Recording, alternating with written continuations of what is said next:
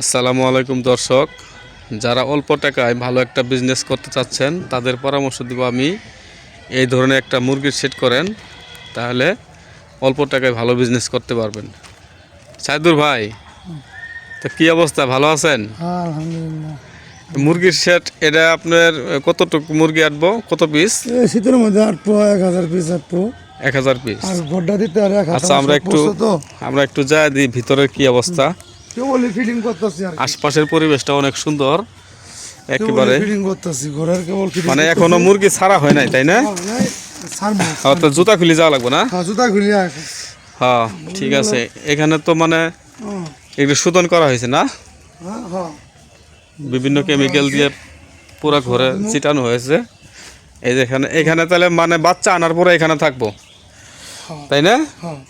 এখানে তাহলে এই দুইটা না, এই দুইটার মধ্যে কতটুকু বাচ্চা আটবো? 450 900 বাচ্চা মানে 450টা আর এখানে 450টা, তাহলে 900 আপাতত। মানে শীতের দিনের জন্য এখন তো মোটামুটি শীত, তাই না? 900। মানে এখানে বাচ্চা তাহলে কতদিন থাকবো? 8-9 দিন থাকবো। 8-9 দিন না, তারপরে পুরা ইয়েতে ছেড়ে দেওয়া হবো। ও, তাহলে মানে টোটালে বাচ্চা আটবো 900। কিন্তু জায়গা তো অনেক বড়, ওই যে জায়গাটা বড় থাকলে ভালো হয়। বড় থাকলে সবচেয়ে ভালো না? আর আমার অল্প খরচ গেছে মাত্র। এটা এই ঘর করতে কত টাকা গেছে?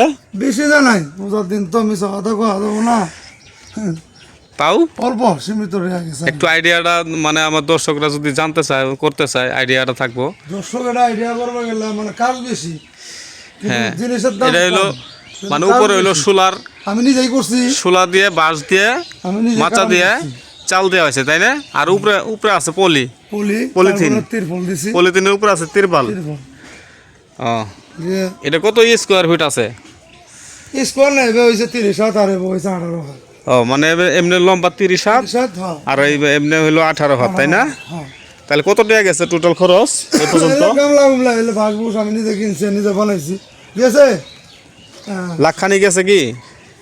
হ্যাঁ, বেশি গেছে, লাখখানি বেশি গেছে। ফলর করতে দেওয়া গেছে। তার মানে 1,20,000, 1,20,30,000, 1,20,000-30,000 হলে টাকা মানে এরকম একটা ঘর করা হবো, ফলর টলর সহ।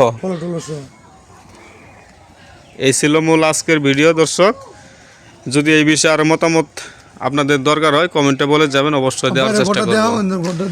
হ্যাঁ, বাইরে থেকে দেখাইছি। এই হলো বাইরের পরিবেশ, বাইরের পরিবেশটা, আশপাশের পরিবেশটা অনেক ন্যাচারাল। এই যে চালের অবস্থান খুব সুন্দর হয়েছে, মানে আশপাশের পরিবেশটা, আলো বাতাসটা ভালো পাবো এখানে, খোলা বাতাস পাবো গরম দিনের জন্য। আর শীতের দিনের জন্য অনেক ভালো। ওই যে চাল দেওয়া হয়েছে এটা মানে ঘরের ভিতরে কোনো তাপ পড়বে না। চালের ফাঁক দিয়ে বাতাস যাবো আর কি। খুব সুন্দর হয়েছে।